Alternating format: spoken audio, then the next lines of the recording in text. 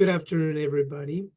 Welcome to this webinar, which is organized by the American Planning Association, or APA, Arts and Planning Division, in collaboration with the APA Health Equity and Planning Interest Group. My name is Miguel Ángel Vázquez. Today, I will serve as your moderator. I am a founding member of both of those organizations that I mentioned, and I also work as a health equity urban and regional planner for the Riverside University Health System Public Health in Southern California.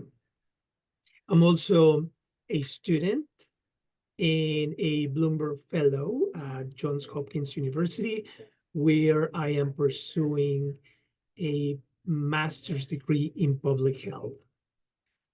One of the most exciting things about what I'm doing today is working at the intersection of arts, culture, health, planning, and community development.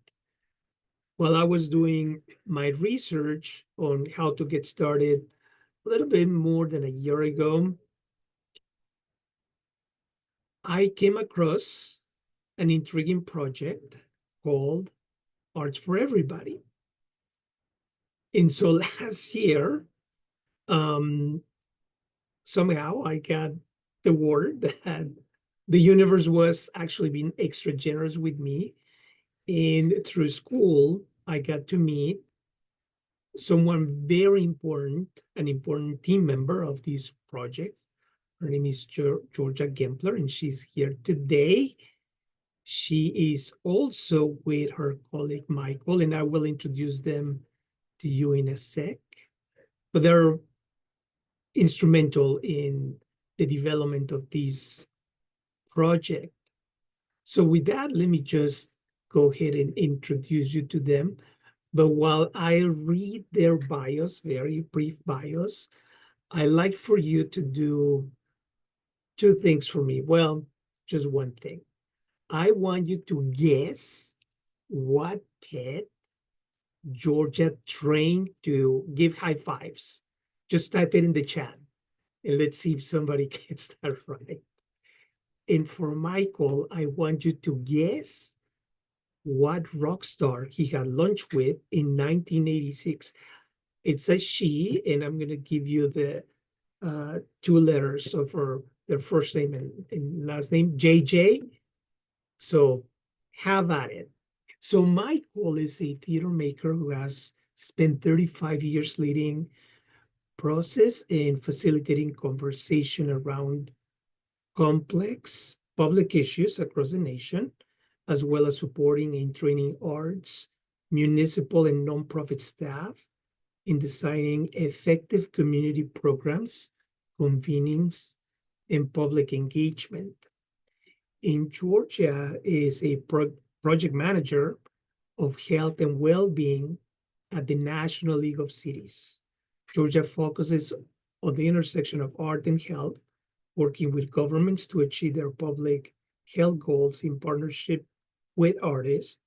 She also leads the team's partnership on wastewater monitoring, youth and community violence prevention, and trauma-informed policy. Before working at the National League of Cities, she was working for the Urban Land Institute. Many of you probably know that group.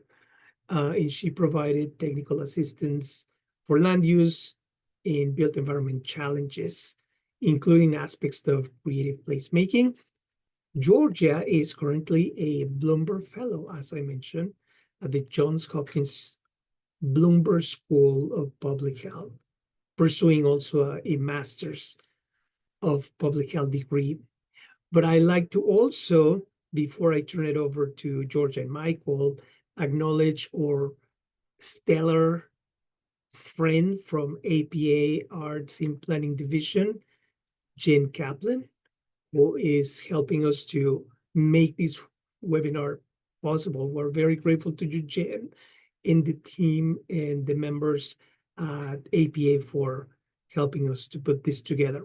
So let me take a look at the chat and see who guessed the right the right answer. Well, I don't. Oh yeah, Megan, you win for Michael. In fact, maybe Michael, you can tell us a little bit more about that moment. And for Georgia, I think there was just a guess on hamster, but it's actually a cat. So with that, I'm just going to go ahead and turn it over to you, Georgia and Michael, to lead us into our webinar today. Thank you. Thanks, Miguel. Those are odd facts for us to begin with, and I feel like if there's time at the end, I'm happy to share that little moment of my life from nearly 40 years ago, getting to have lunch with Joan Jett. And Georgia, maybe you can talk more about teaching your cat to high five, because that sounds actually more involved than my brief lunch. Disagree, but happy to talk about it. Excellent. Thanks everyone for being here. Mike, Georgia and I are really happy to be here, and thanks Jen and Miguel for inviting us. And so we're going to take a little time here at the beginning to talk about the campaign Arts for Everybody and the initiative One Nation, One Project. And Georgia and I are going to trade back and forth, and then we're going to move from there into some questions and answers. And then there's going to be some small group breakouts where we're going to have some conversations and then come back all together. But I'm going to start just by saying Arts for Everybody, or One Nation, One Project, was a time-based initiative. It was imagined beginning in 2020, soon after the COVID pandemic hit. It became a formal initiative in 2021, and it is in the process of sunsetting right now. So what George and I are talking about is a time-based project that is not continuous. It's not an organization. It's not an ongoing body of work or a staff that continues to work together. Instead, it's a project that was inspired out of a moment and a vision and a sense of need that then led to a tremendous body of work over the last several years, culminating this past summer, and now sort of continues to ripple, we hope, in moments like this, in research that's being shared across the country and across the world, and across social media and narrative amplification happening with folks, including our own Morgan, who's actually on this Zoom, who's done a tremendous amount of the storytelling over the last year. So we're going to talk for a moment about the project. And at its heart, it's born from a vision from Lear de Bessonet, who's currently the new artistic director of Lincoln Center Theater, but when she imagined this project was over at the Public Theater, leading the Public Works program.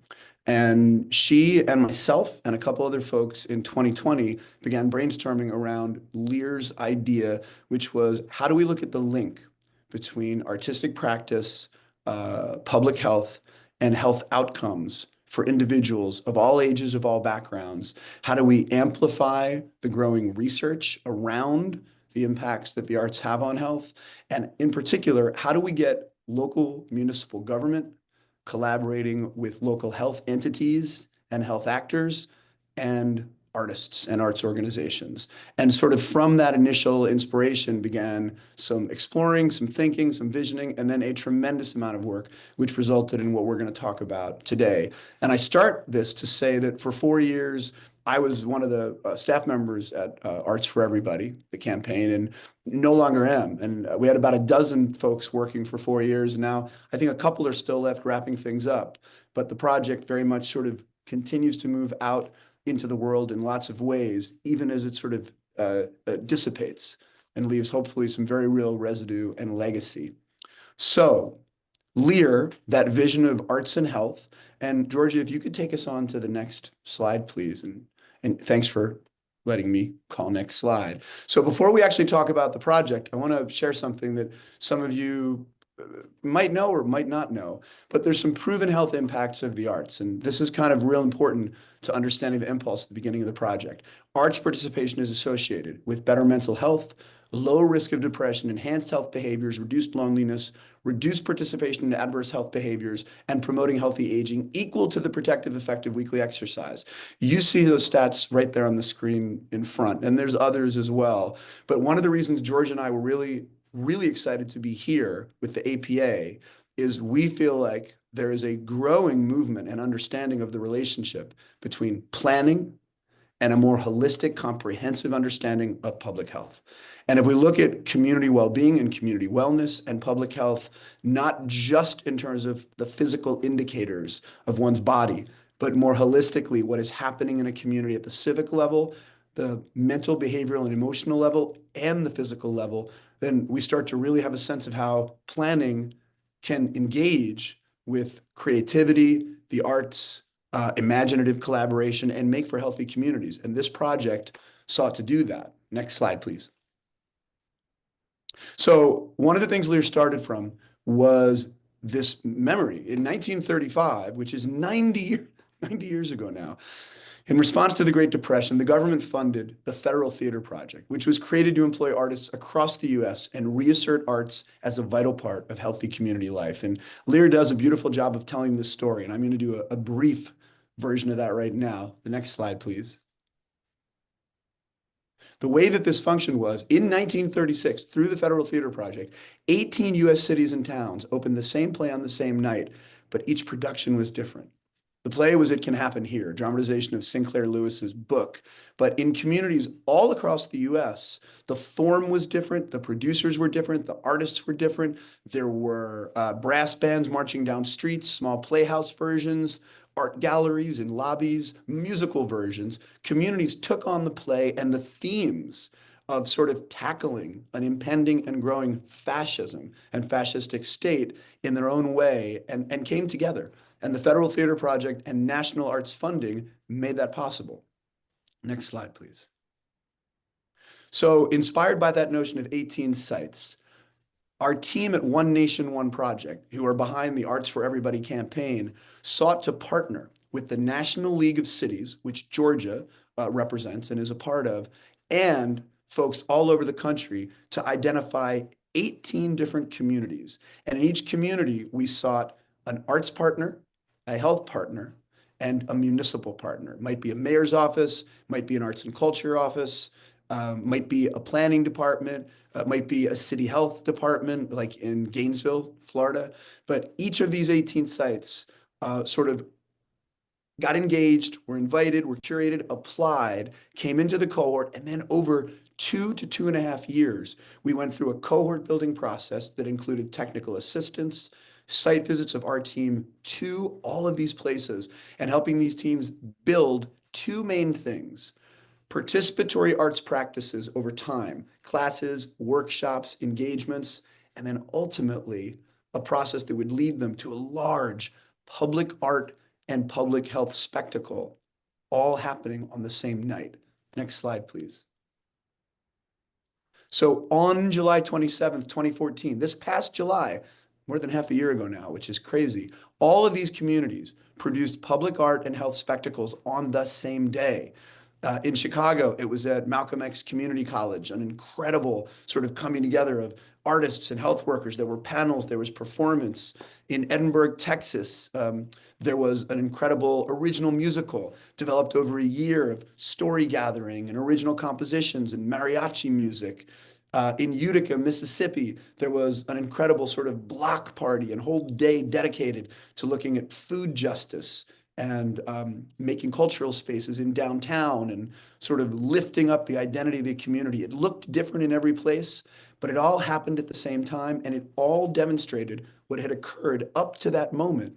And it demonstrated how local artists could amplify stories of healing, health, and well-being through being attentive and expressive around those narratives, and also making public opportunities for people to engage with local arts, but also health information, health messaging, actually health practices. It was an incredible day, and we, as a staff, as a team, were all over the country that day, and Morgan was like at a James Bond control panel, spitting out social media messages going all over the world. And there was a messaging campaign with celebrities and influencers. So on that day and the day coming after in particular, people around the country and to a degree around the world were thinking and talking about the relationship of art to health and how cross-sector collaboration could bring folks together to produce not just these singular events, but the process work that led to it.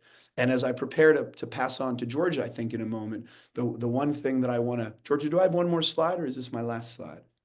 I think it's your last slide. Okay, so I just want to say again, us being here with the APA, that this notion of the work that planners do, and I know that it's not just planners that are on this Zoom today, but Georgia and I and everyone at the team at One Nation, One Project really believe that the folks who do the planning in our municipalities, in our communities, in our counties are really some of the great Imagineers of the day. You are responsible for listening to community and then working within municipal parameters, budget constraints, regulations, what's possible, and sort of bringing vision and imagination into the realm of what can actually be managed and implemented. And this project we see as an example of how when we bring artists into this kind of cross-sector collaboration, that imagining can be even more creative, even more expansive, even more responsive, and ideally help develop visions, strategies, and possibilities that aren't necessarily as vibrant and robust and full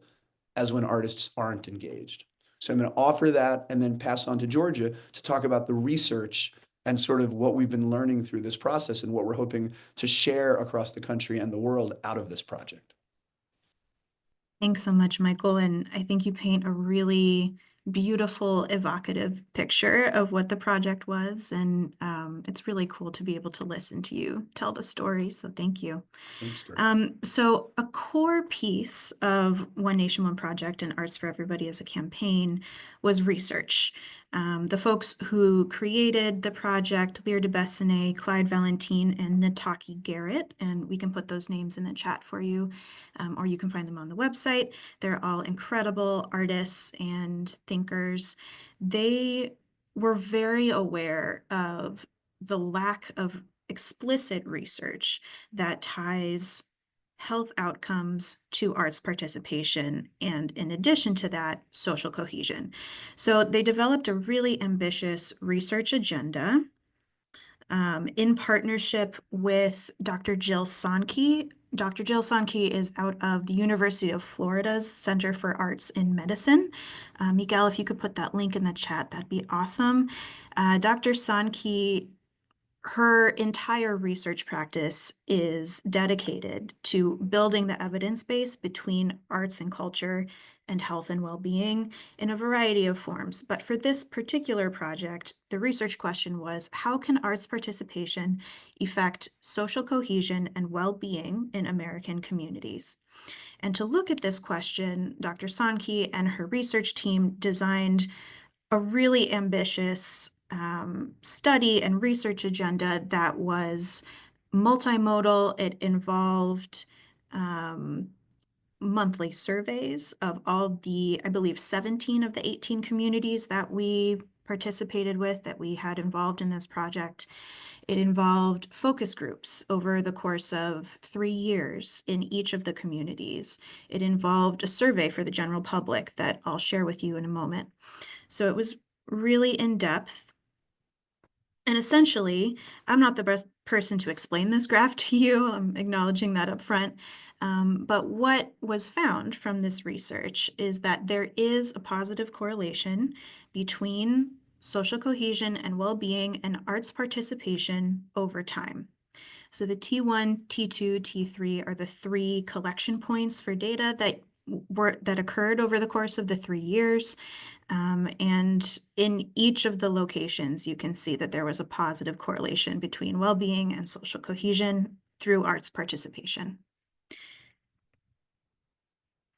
Another really interesting finding that came out of the research was that there were statistically significant associations between arts participation and race and ethnicity, education, income, and community size. So for example, individuals that were higher income participated much less in the arts on a regular basis than low-income individuals. We thought this was a really significant finding and has implications for, within the planning community, maybe the kinds of community engagement activities that you're designing, that you're implementing, what kind of folks you might expect to show up at your events, and what kinds of events you can offer that might get different parts of your community to show up.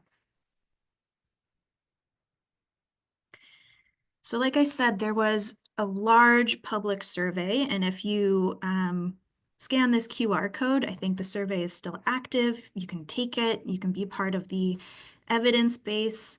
But as of February, we had about 10,000 responses to this survey, which was our goal, really excellent. And these are some advocacy data points from the results of this survey that we think are really helpful for folks advocating for the use of arts and culture to increase social cohesion and improve well-being. So about 77% of the people who participated in the survey had participated in an arts and culture event of some kind within the last week. About 94% of them agreed that participating in the arts builds social cohesion in their community. 96% of them agreed that arts participation improves well-being in their community, and about 90% wanted to participate more in the arts specifically to improve their well-being. So this is illustrating demand for arts and cultural events, and also that people understand that participating in arts and culture improves their mental health, their physical health, their general well-being, both individually and at the community level.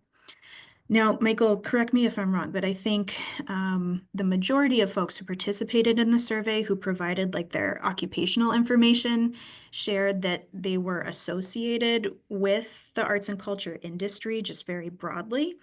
And I believe also the majority were women. So we're really interested in broadening the respondents to this survey to really make sure it's as representative as it can be. Now I'll hand it back over to Michael, and we're going to talk through some case studies.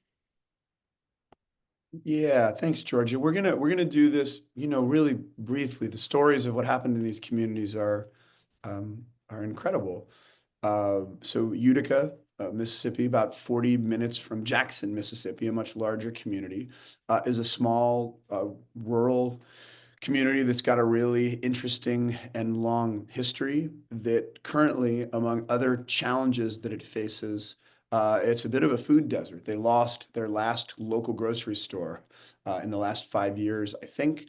And so working with SIP Culture, which is a local community organizing and arts and culture nonprofit, and the lead artist in residence, Daniel Johnson, that they engaged, who they'd worked with for years and years, they really wanted to explore how they could use this project to make art with sort of a small health entity in town, but also to make art as a coalition builder or network builder amidst community members and residents who were focused on the food challenges and not exactly sure how to move forward with that. So they brought neighbors and the mayor and folks from a very small clinic into an ongoing community advisory group, as well as other residents. And they started brainstorming, what does the community want their relationship to food to look like? And one of the outcomes of this project, in addition to the incredible event that happened on last July, in addition to that event, they were able to sort of begin to build a relationship with local food providers and almost create a CSA where local food is now coming into the community in a way that it wasn't before. And that's come out of the story circle work, the planning work, the participatory engagement work, and the sort of commitments that folks made through building a culture of sharing stories and relationship building and finding their way to identifying what are our goals, what are the challenges, and how can this project, which resulted in that beautiful July day and actually a downtown space that SIP Culture has opened, that's now going to become a bit of a cultural center. How can all that become a hub and a nexus for working on food justice and food access? And they've had great success there in the community, and this project has sort of galvanized that. So that's kind of a tiny version of the Utica story. And Georgia, I'll pass to you for the next one. Yeah, thanks, Michael. Could you maybe briefly explain, just because it's on the slide here, what an artist in residence means in this context and who was involved, like which institutions were involved in Utica? Thank you. The little boxes of faces are blocking part of the slide, so thank you for calling that back to my attention. Yeah, an artist in residence is basically sort of a catch-all for what happens when an artist is hired to spend some regular, consistent time, most frequently in a nonprofit or a municipal agency. And they work not just sort of like to make a mural or do something that's decorative or inspirational. They actually work as a participant in the conversations happening in that space. And they try to figure out how their creative practice can actually support the outcomes that that nonprofit or municipal agency is working towards. For instance, planning departments around the country, as well as public health departments, just in the last decade, have begun commissioning either through some federal funding or state funding or local grant funding. They've begun to commission an artist in residence to help them think about how could the arts help us create more organic and equitable public engagement in our office. Like, what might that look like? How could this visual artist, how could this musical artist, how could this theater artist help us develop strategies for that? So an artist in residence doesn't just make something for you. They listen, they synthesize, they co-problem solve and co-create, and then often design strategies with you to help achieve what you were already trying to achieve in different and possibly innovative ways. Awesome. And I think in Utica, they had an artist in residence in the local elementary school and in the library. Is that right? Yes, and Daniel in particular was in the health clinic. Yeah. That's where he was through this. Yeah. Thank you. And here's another great picture of their July 27th event also. Yeah. Right on, like right behind the main street, right on a sort of back area.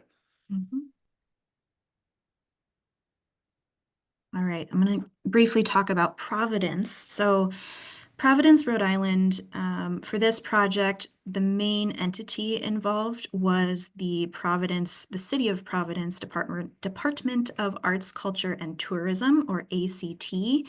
They were really interested in this project as a means to expand their cross-sector collaboration with other institutions in the community.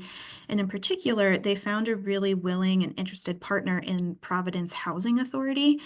So they set up, again, an artist in residence model where they hired 2 Providence-based artists and put them in residence in 2 different Providence housing sites, public housing sites. One community was a building focused or available only for seniors, and another was more of a multifamily community. These communities, especially the housing site with seniors, was really struggling coming out of the pandemic, dealing with grief. I think that site in particular had lost a lot of their community members to COVID during the pandemic, and they were still in the mode of social isolation, of not feeling like they were able to talk with one another or be in community for safety reasons, for public health reasons. But we had moved on from that need as a country, and so they really were able to use this project to have their artists in residence encourage that social connection, offer arts classes for folks, and they created some really wonderful art together. In the senior building, they created a community mural in their community room, and they had ongoing engagement opportunities, and I think a lot of the seniors found it to be really valuable. In the multifamily buildings, as you can see in this picture, on July 27th, they had a dance showcase, and the woman in the far left corner playing one of the drums is actually the main project manager from the Providence Housing Authority. So she's an artist herself, which is another reason why I think this Providence example is so interesting, because everyone who was on the administrative side of this project was also an artist themselves. So they really understood what they were trying to do together, and they built something really special. Here's some additional photos on the left in the multifamily building, and on the right, the senior group. And George, as you prepare to move on, just to note, I want to ask folks to notice across our 18 sites, Providence is a population of 190,000. Utica is 900. So the project spans what you would consider population-wise very small communities, and then includes Chicago, Seattle, and Providence. So just to note the experience we got to have as a cohort of the different ranges of scale in communities. Absolutely. Rhinelander, Wisconsin, is another example of a smaller city. They have a population of about 8,000 people. They're located in the North Woods area of Wisconsin. And they were really struggling with, again, social isolation coming out of the pandemic. But in addition, it was highlighted or heightened because they're a rural community as well. And they came to the project through a local arts organization called Art Start that had connected with some youth, some high school students in the community who actually attended a city council meeting after one of their friends died due to mental illness, complications from mental illness, right at the end of the pandemic. And the high school students showed up and asked the city council for more support for young people in the community. And specifically, this group of teenagers were really interested in skateboarding. There was not a safe or interesting skate park available to them in their small rural city. So they asked the city to develop a skate park. And so Art Start collaborated with the city government and this group of young folks who ended up forming a group called Over It, and they're over social isolation, which is where they're called Over It. And they did a lot of really, really interesting projects together. One being they created these temporary skate parks that you can see here as kind of a spatial planning exercise. They brought in a participatory skate park designer and artist from Minneapolis to help them through this process of thinking about what kind of skate park elements they might want, how to, what skate park design actually entails. And they did a feasibility study where they actually employed artists to do the community engagement around the feasibility and which site in the city would be best suited for this new skate park. So they had great listening sessions. The arts organization, Art Start, helped the youth with their development of the organization Over It. And here's some more photos. This is of their community listening sessions. They have all these great interactive exhibits here, and they did a lot of community mapping, asset mapping. And there's a photo of them speaking at the city council. Anything else you'd add about Rhinelander, Michael? Well, I put a little question in the chat for you that I wanted to Oh, clarify before I added that in. Maybe you can. apologies. No, it's okay. You can give me a yes or a no on that, and I can go on. Yes. Yeah. Okay. Yeah, then I'll just go on to Tucson. So Tucson's a really interesting one because it sort of started with one particular goal and it morphed by the end of the project in a way that I think will be really interesting to this audience. So it's a theater company, Borderlands Theater, incredible theater there that has a great growing relationship with the mayor's office and local government. And really, the mayor and other members of the community have been trying to build energy in the community around a Mexican American Cultural Center. And they'd been trying to build that for some years. And they were really looking at self-determination and community identity as a public health issue and as a sort of community well-being issue tied to lots of things going on in community. But they identified that as a priority. And when Borderlands got involved, they started doing, they continued a tradition they had of community story gathering and creating productions and building spectacle indoor and outdoor. And that was actually going to be part of a campaign to help move the community will towards asking local government for the resources for this center.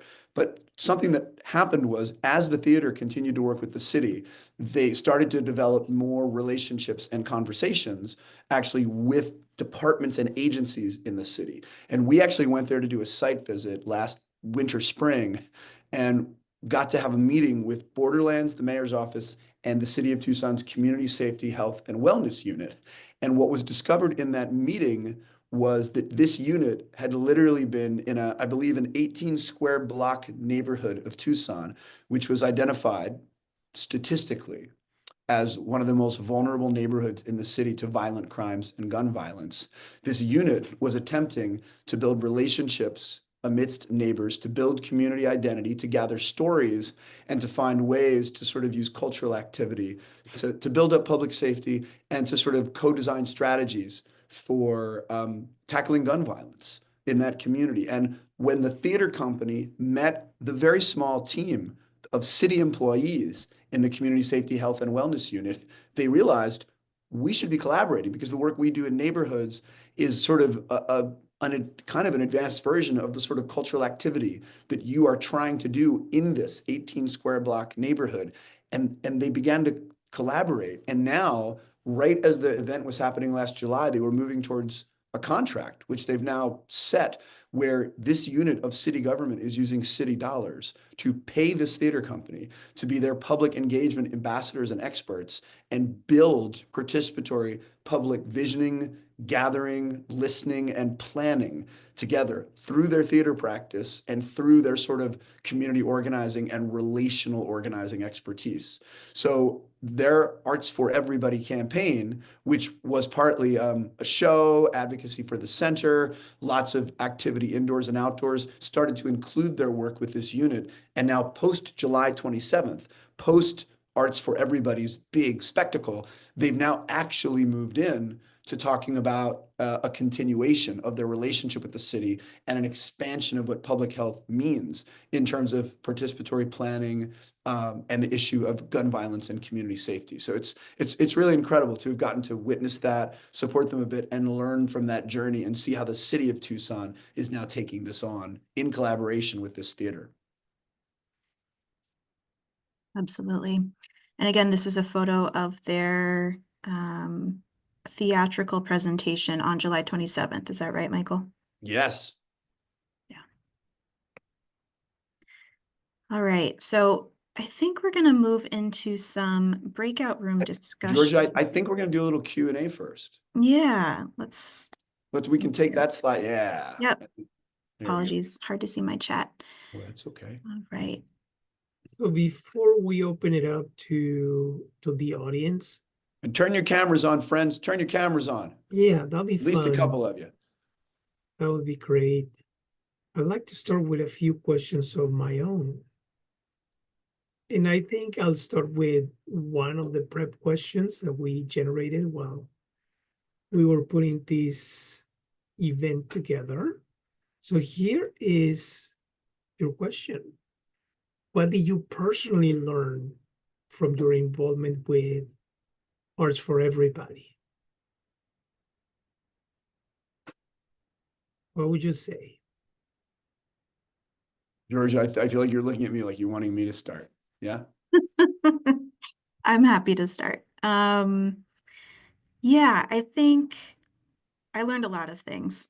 This was three and a half years of really deep learning, both personally and professionally. I think one of the things that stands out to me is something that I also experienced, which is I think, and this is true also for public health, I think arts can be like a big nebulous thing, and it can be difficult to articulate the benefit of doing something artistic, of being creative, of being in community with other people, because it's something that you feel more than is easy to talk about. And I think that's really true of the experiences in this project. I think often the folks that were really behind this idea in all of the 18 different sites were excited about it, but were really struggling to talk to community partners and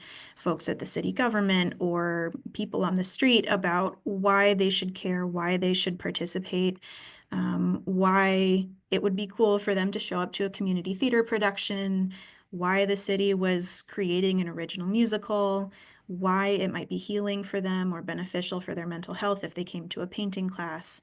But once people actually did that, they understood. So I think for me, the thing that I am taking forward from this experience is that it's important to bring people more artistic experiences and then help them connect the dots between those experiences and their well-being, in order for them to be able to articulate the actual connections. Thanks, Georgia. How about you, Michael? Thanks, Miguel, and thanks, Georgia. I also really like getting to hear you talk about it. Yeah, this was, for me, this was over 4.5 years of work. And I really care about cross-sector collaboration. I really care about folks in municipal spaces, working across departments and across agencies, and also working across community sectoral partners as well.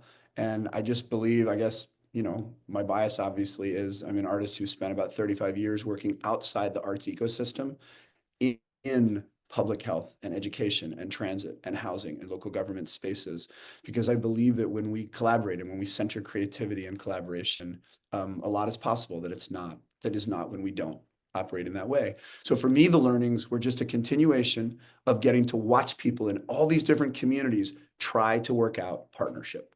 Like, what is it when someone in a municipal department attempts to work with a nonprofit, not for like a monthly meeting or a little bit of feedback or input, but to actually try to co-design and co-implement something that is complicated.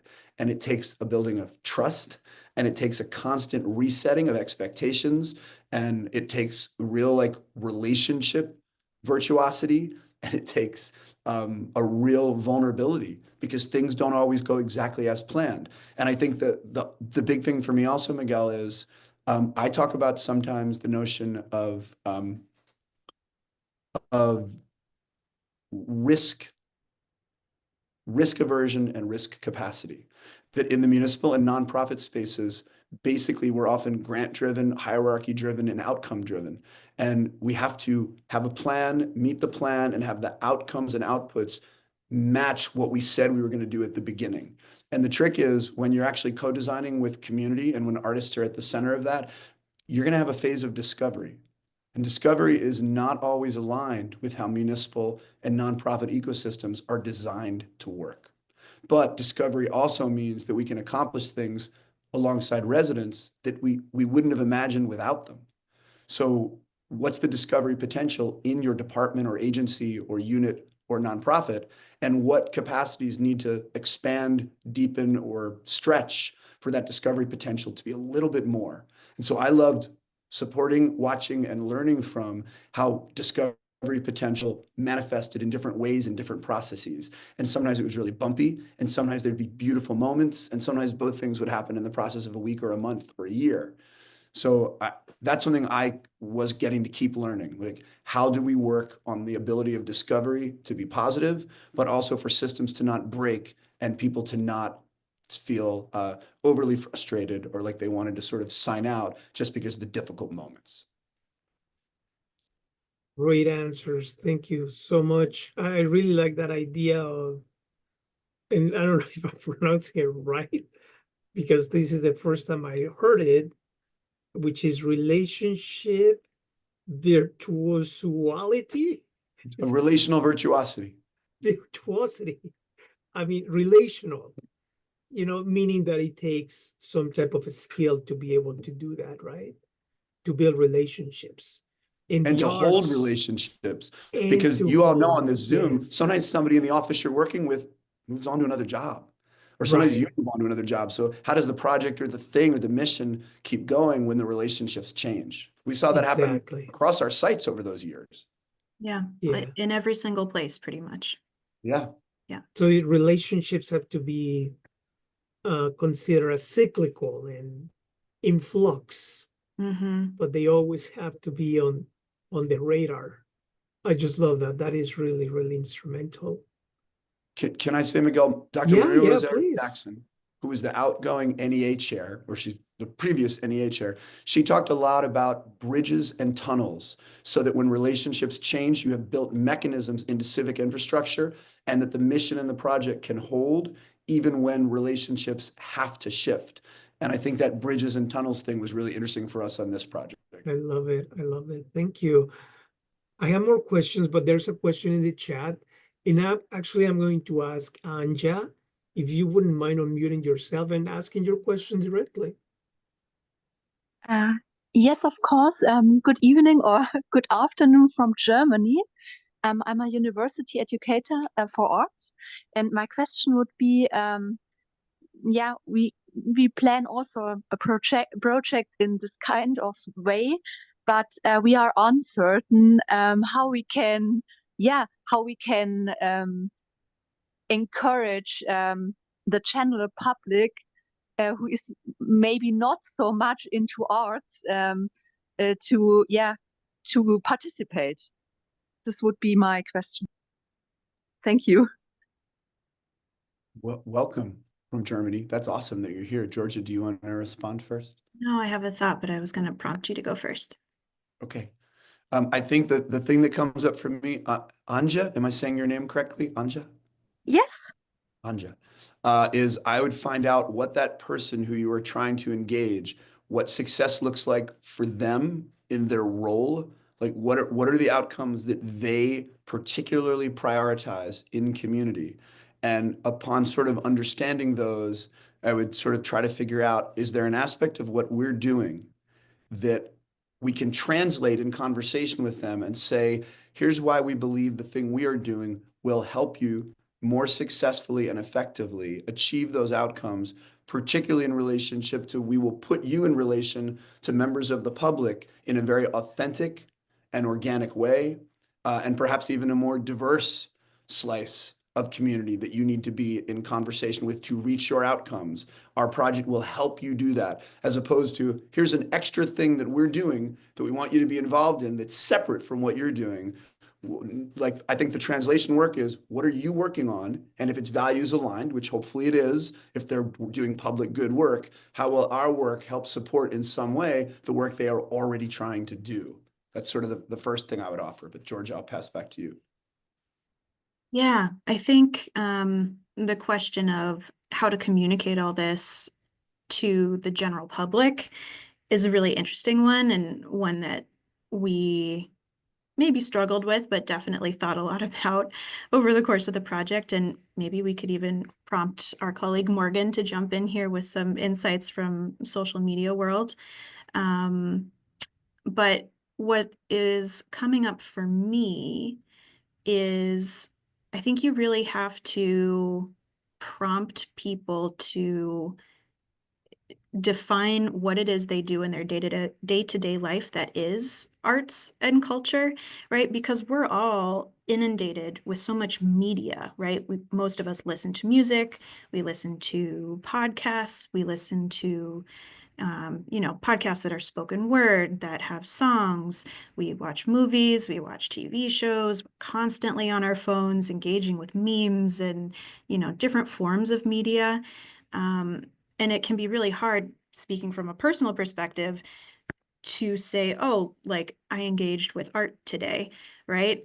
And there's also an important distinction between engaging with arts and culture and creating art. And I think the act of creating art is, I believe, more associated with positive well-being than engaging with art. But even going to the theater or going to a concert is associated with improved health outcomes. So one of the things I think is really interesting, the research team, if you go to the Arts for Everybody website, there's a tab for research that has 4 different research briefs that were released. One of them, this is the very first one, summarizes the work they did to define what arts participation actually is, in an effort to help with some of this communication to the general public, but also, folks involved in this project in particular. They came up with a very in-depth definition, and I'm scrolling through, but they have a very long list on page 3 of all the different forms of arts and culture that they consider to be part of what art is, right? So I guess what I'm saying is, I think it's in large part a communication challenge first, which is why I said I think this has a lot of crossover with public health, because public health also has a very similar problem of struggling with communicating about public health issues and public health solutions in ways that are interesting and resonate to the general public. Morgan, I don't want to put you on the spot, but as one of the main communications people for this, I wonder if you have anything to add. That is so sweet, and I'm truly enjoying this just listening in, and I appreciate the opportunity to speak. But yeah, I think a big part of some of the social media strategy was like educating and making people realize like, oh wait, this is art, or like this is gonna help contribute to my belonging, my sense of belonging in my community. So we did that in some creative ways, some ways like creating bucket lists for the year on social, and helping people realize that like an art's bucket list doesn't mean that you have to make the most beautiful masterpiece painting ever. It could just be taking a walk in your community, taking a color walk in your community, which I definitely recommend. It's following different colors on your walk. So kind of just giving different ways, and then also showing people in action doing that. We had lots of photos and videos from our communities, as you guys showed, the diverse ways and projects that they participated in arts. And so showing that and kind of like proving like, hey, this is it in action, and this is what it can look like in different ways. So thank you. Yeah, thanks for sharing, Morgan. Thank you. Thanks, everybody. And we still have time for a few more questions. If anyone wants to ask a question, raise your hand, and then we'll take that. Well, we get another question from the audience. Oh, actually, Michelle, Michelle, go ahead and unmute yourself and ask your question. So I actually work with Miguel. I'm the project director for the Tobacco Control Project at Riverside County. And so in working with Miguel, we are introducing one of our subcommittees to the General Coalition, and asking our members, our coalition members, and partner organizations, well, more our partner organizations, to identify how, and we're taking a broad approach to the arts and bringing it in so that we can allow them to identify how their programmatic goals would align with what we're doing. But we also are sharing things like, Georgia, you mentioned the spoken word. We're providing a training next week. So I'll also place the the flyer in the chat for y'all. We're providing a virtual spoken word training for our members as a technique using advocacy and hip hop to engage the youth and young adult audience.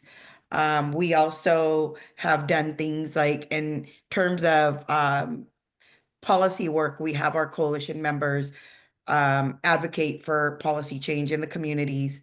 And we had a group, a task force, who was working on smoke-free multi-unit housing. And while they were working on smoke-free multi-unit housing, we also had one of the local artists in the community. I reached out to him. He allowed us, the residents, to use the space to put posters together a few days before the policy went before the city council for final reading. And those posters were used at the city council meeting. So I really enjoy the idea of it as we kind of move into a bigger approach. And working with Miguel, he's definitely one of those people that are really encouraging.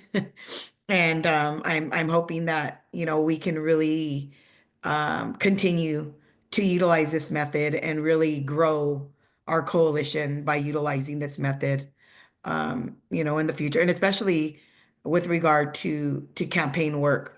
We're also going to be inviting one of the local agencies, Music Changing Lives, to one of our in-person meetings as well as an additional approach. But I'm really excited for this work as we continue. Do you all have any suggestions in moving forward for our work. And we do have youth throughout the county that are working on a comprehensive approach to the already tobacco retail licensing, which would reduce youth access to tobacco products countywide. So we have several youth groups that we're working with, and we're going to be introducing them to different methods this way through educating them and allowing them to educate their peers in the communities about the importance of the work that they're doing. Michelle, you had me thinking about something that I hadn't thought about sharing, but I think I want to after what you just offered. You reminded me about a dozen years ago, working with the city of Nashville, sort of trying to help city agencies work more frequently with artists, sort of around problem solving and civic collaborations. We made a sort of accidental discovery, and you just kind of referenced it sideways. What we found was the city and a lot of folks we would work with were in the habit of inviting a municipal agency, a planning department, something to come in and talk about how they thought artists might be able to be useful to them. And a breakthrough moment happened when we realized, and it felt silly to have taken so long, that it was super limiting and ineffective to do that, to ask other folks what they thought artists could do for them, because the association most folks have who are not in the arts with what the arts can offer is the traditional output of an artist's discipline. They thought painting, graphic, pamphlet, play, music, installation. They thought in terms of product. They never, ever, ever, ever thought about the collaborative tools that artists could bring to the work that they do on a daily basis. And what we started doing was we invited the agencies, the units, the departments to come in and say, well, here's what we're working towards. Like, here's the thing that we're challenged by. Here's a vision we have. Here's a community outcome we're trying to sort of get to. Or this is the kind of listening we want to do or gather. And then we invited artists to be in the room and to sort of listen to them and then say, oh, that gets me thinking about my practice and this thing that I do sometimes, and sort of ask questions, be curious, and then brainstorm.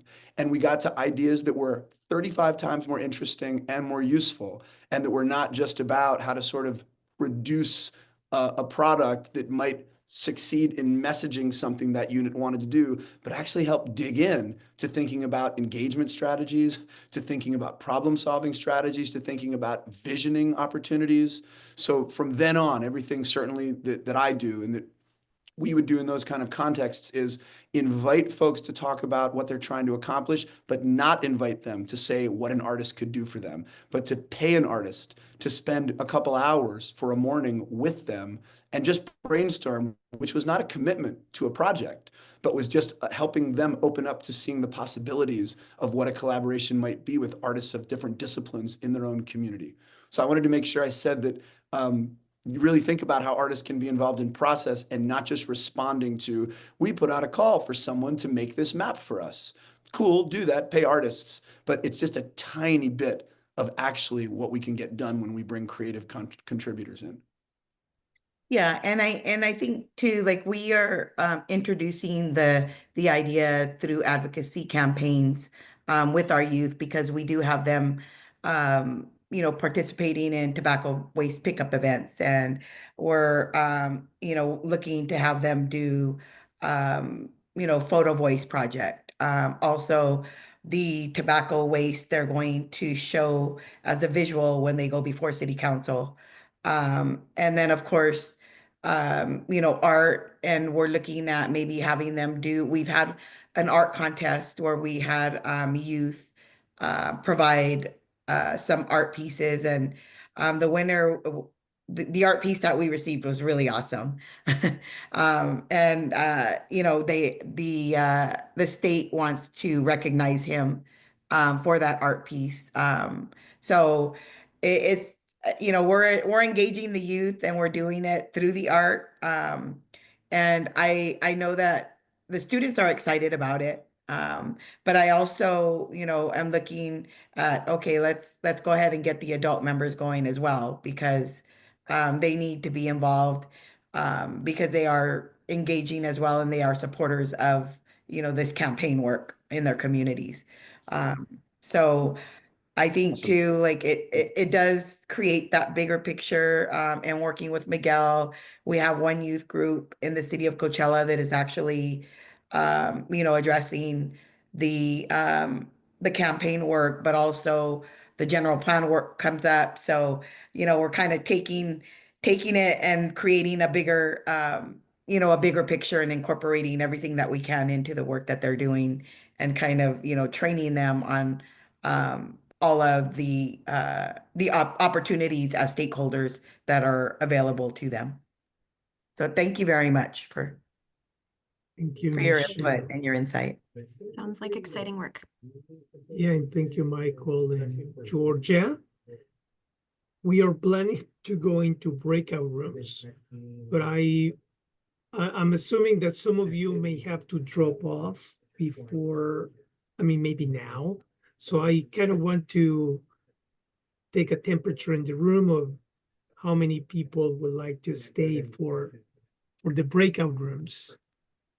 Or if we want to stay together. Or we can stay together, exactly. I think that would be perfectly fine. I think there's a lot of things that we can converse here. So maybe what if we stay here? I think Yeah, that's a people. great idea. And I want to note that there was an earlier audience question. Okay, yeah, go ahead and ask the question, Jen, for us, please. I think is it Pascale or Pascal? Pascal. Pascal, did you want to ask your own question? Sure. Is that okay? Yes, thank you. Hi, everyone. 2 years ago, I led a project for an LA County anti-hate program where I led a 5 mural in 6 months project. We got community members involved, stakeholders, elected leaders, artists, and producers. And it was a very ambitious project with wonderful results. But because of the very tight timeline, one of our biggest obstacles, as you can probably imagine, was community. Well, we did, different outreach strategies based on different communities, but actually getting the public to come to our workshop sessions. So I was curious to know, with all your experiences, what would be strategies that you would recommend to get community involved?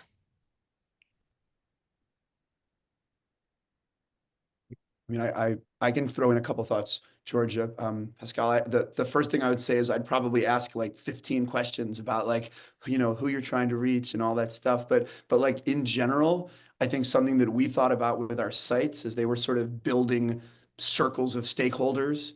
Yeah. So we probably didn't use the term outreach a lot. Talked a lot about like expanding one's circle and like when people were looking for participants, when people were looking for audiences, when people were looking for stakeholders, sort of for a longer period rather than just a singular event, and sort of really breaking down like what's the kind of time one is looking to engage with someone for, what's the purpose of that engagement. And then we started looking as much as possible at where are the people you seek to engage? And if they don't have a history of being in the space that you are activating, can you start by developing opportunities to engage them in the spaces where they are? So, where do they shop? Where do they go to to places of worship? Where do they gather? What's happening at the school where their kids go after school? Like what are the ways to sort of, my like inside baseball language is the dramaturgical overlaps, right? Like what are the places where the audiences or stakeholders we really want to learn from and listen to, where are they? And what are authentic ways that we can show up and build reciprocity and build relationship? So there's like a mapping. So rather than think about like outreach and marketing, very much about sort of how do we map the who, the where, the what, the what's important to the folks that we're seeking to engage. Why do we want their engagement? And if we make the why clear, will that bring folks to what we're doing? Or do we need to go and show care and concern in the spaces where they are, build relationship on the way? And it's really different, right? Like the example Georgia gave in Providence, where it was in these housing facilities, people live there. So it was basically like earning an invitation through a co-design of an RFP, a call for local artists, and the people in those housing spaces actually getting to help choose the artists. So they have some ownership over then what's going to happen in their space versus like in Utica, Mississippi, where they're trying to sort of create a new cultural space downtown, and they have to figure out what are the needs, what are people looking for, how can we listen to that, and then how do we narrate publicly what we're going to do here that shows that we've been listening, you know, and sort of makes folks know that something's happening because you've asked for it, versus like a museum in Seattle, the Wing Luke Museum, where they have a history of relationship to their neighborhood, and there's already neighborhood events happening, and they'll build the thing onto a neighborhood event that's happening because people will be there, and then they'll build a relationship around this particular thing. So I don't know if that's helpful. I know it's kind of general, but that's definitely how we sort of approached it with a lot of the sites that we were collaborating with. And Georgia, I wonder if you want to add to that. Yeah, I think two things come to mind. One of which I learned from you, Michael. The idea of making things visible in a way or at times when they traditionally may not be able to be made visible. So thinking about, for example, something you just said, Michael, like, you know, you engage community, you ask questions, maybe you show up, have a survey, have a town hall, have even like a participatory planning process, right? You get a lot of feedback, and then it might be 4 to 6 months before you show the results of that feedback or even communicate what your next step is going to be.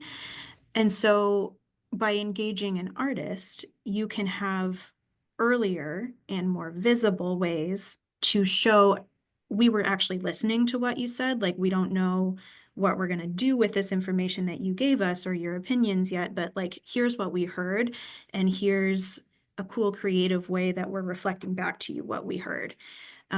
So for folks in local government, like local leaders especially, they are always looking for earlier and more visible ways to show those things, to show progress. You know, folks in the planning profession know it might be years before a new building gets developed in a community, and there's going to be vacant lots until that community or that, you know, lot starts getting developed. How can you, as a planner or as a city government, actually show the community, hey, we're like waiting for the approval to come through from the zoning office, or, you know, like all the little bureaucratic things that have to happen?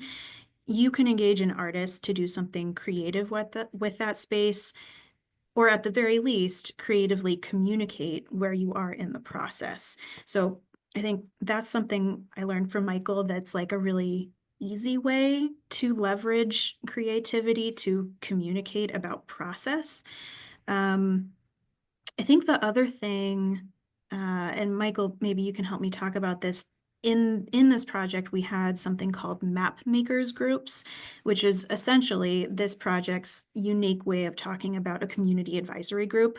And I believe they were called map makers groups because these groups were mapping the path forward for the community.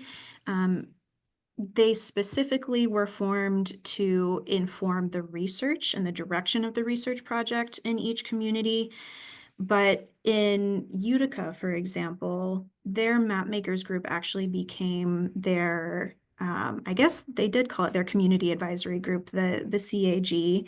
And that group eventually morphed into their food club. So it was the Utica Food Club, and they started their collective purchasing club where they would purchase food in bulk.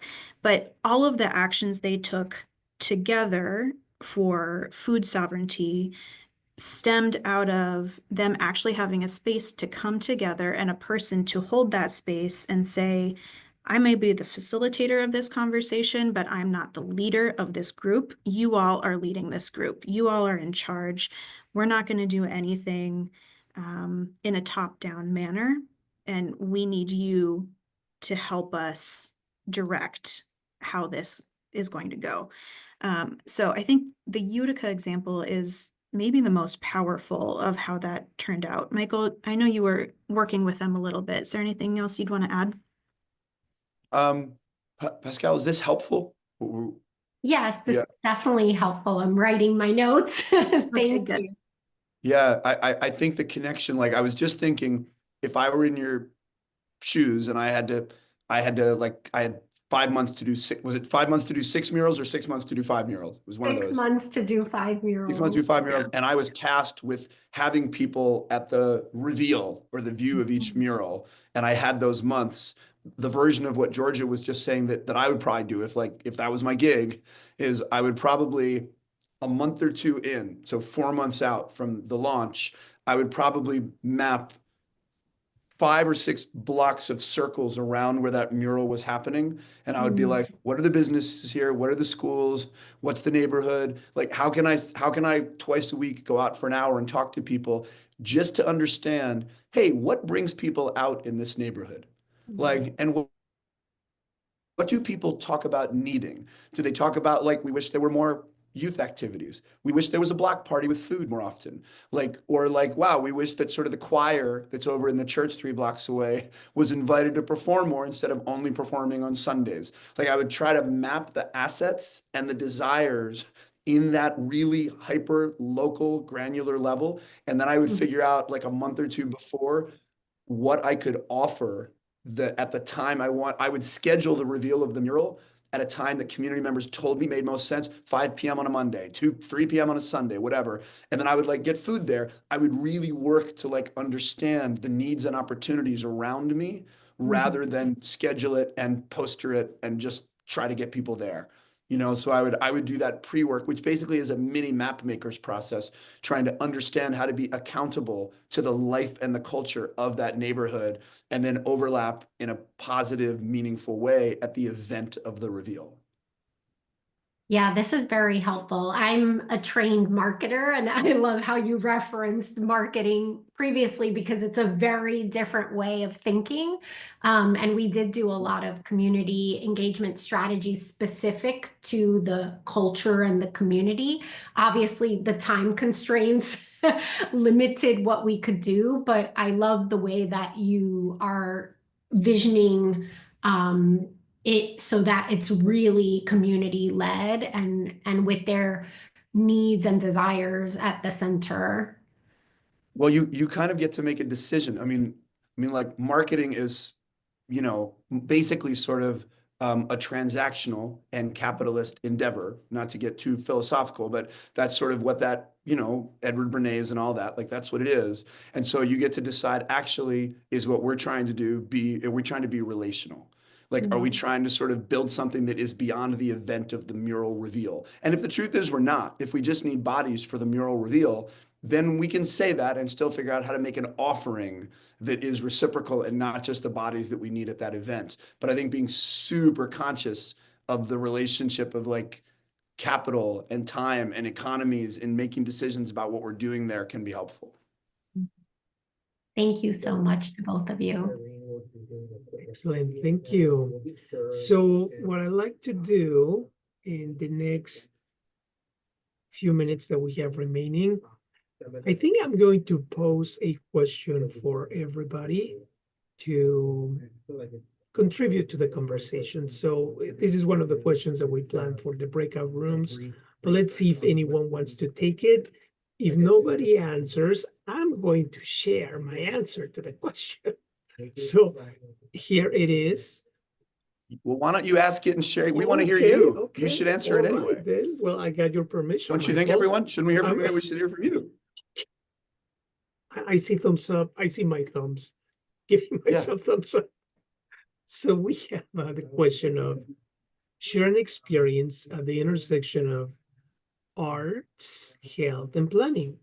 So very quickly for me, I will say that, when I started the webinar, I shared about the work that I'm currently doing, working on this intersection of health planning in art, obviously, in how I've been doing research and I'm becoming more knowledgeable about it.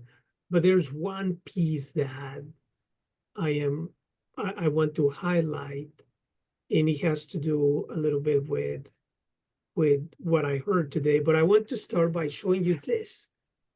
Ta-da! You see, I'm a convert. Thanks to Georgia, I got this t-shirt, and I feel like I'm an honorary Arts for Everybody team member. And this project has really inspired us to have a conversations with our local partners. And just last month, at the end of March, we were able to work with one of our local cities, the city of Paris, Perris, California.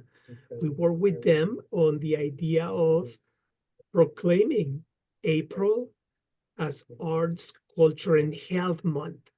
And this is the very first city that has done it. Other cities have adopted Arts and Culture Month because that was for March. But because April is Public Health Month, we said, hey, why don't you do this, take this step? And they did. And the one thing that really was instrumental in being able to gain their support was Arts for Everybody and the work from One Nation, One Project, particularly because they are familiar with, in this case, one major player, which is the National League of Cities. Cities have, I would say, they, you were talking about developing trust and relations. The National League of Cities has that for elected officials, city managers, planners, all across the nation. So just by virtue of letting them know that it was not my idea, but this is part of a national movement, they were more inclined to actually consider it and actually to learn more about it, because they themselves, they have been working at this intersection for quite some time. And this proclamation helped them to enshrine their leadership in this type of work. And one of the things that I'm really looking forward for the city to start is an arts and culture master plan, which will be, I think, absolutely amazing to see. And hopefully the Department of Public Health can be part of the process at some point. So that is one of my latest experiences working at the intersection of arts, health, and planning. But we'd like to hear from others who would like to share. And you can just unmute yourselves. Let's see, do we have a volunteer or do I have to volunteer somebody?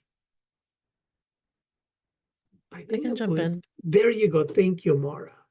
Hi, it's been really great to join this conversation today. My name is Mara Dwyer. I'm in Baltimore City, and our city was awarded a Bloomberg Public Art Challenge grant last year, which is, kind of doing everything that y'all have been talking about. Oh, and Michael, you're from Baltimore. Lovely. As am I.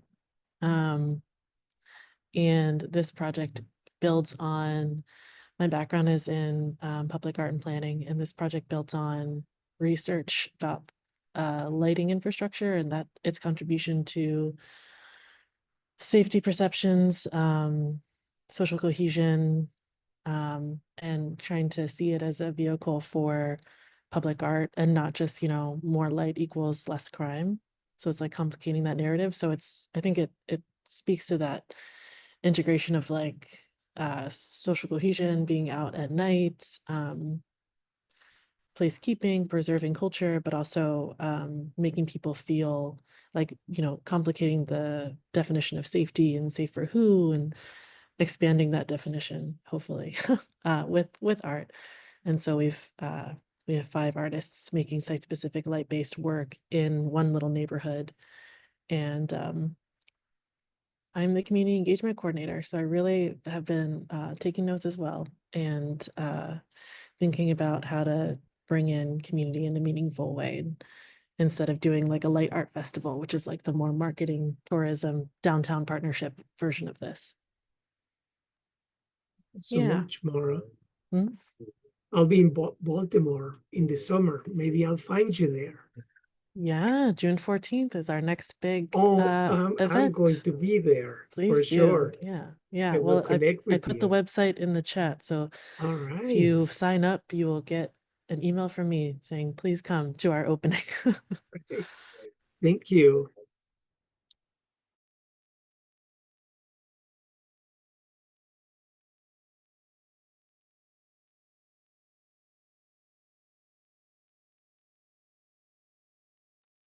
So if the question is sharing experience, maybe if folks are sort of thinking like, oh, I'm not sure I have that experience right now, but I'm here because like I'm thinking about the possibility of it.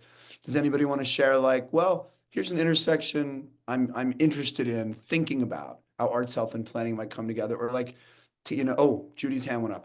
Taylor, I was gonna put you on the spot just because I see the word theater in your box. So I was gonna ask you a question, but Judy has her hand up, so I'll make space for her and then maybe come back to a question for you. Just quickly, I'm basically an interloper here. I saw your saw this on LinkedIn. I'm a lowly artist who, during the pandemic, came up with obviously nothing new, but a creative wellness program. And my master's is in humanities with a minor in art, and then I'm taking a second master's in expressive arts therapy. And what's happened with me, this little project keeps expanding into education and into healthcare, but I'm just this artist kind of looking for something, I guess, to bring community into this. I live in Palm Desert. I get a lot of pushback and like, what do you do? Why are you doing this? I feel like it's really it's been good with education. I help teachers reintegrate in the school system and feel better using all modalities of art. So I kind of came in here just to hear what you guys do, and I really don't know where to take it. More just for information. Let's put it that way. So I appreciate the conversation. It gets me thinking about different avenues, and Georgia in the chat gave me some places to check out, which I will do. Awesome. So Yeah, well, we're super glad that you're here, Judy. And I'll take the opportunity to talk about what I was going to talk about at the end, which is the National Organization for Arts and Health, which for this group of folks, I think might be most useful for artists and people like Judy, but I'm going to talk it up anyway because it's one of the only professional associations for people at this intersection.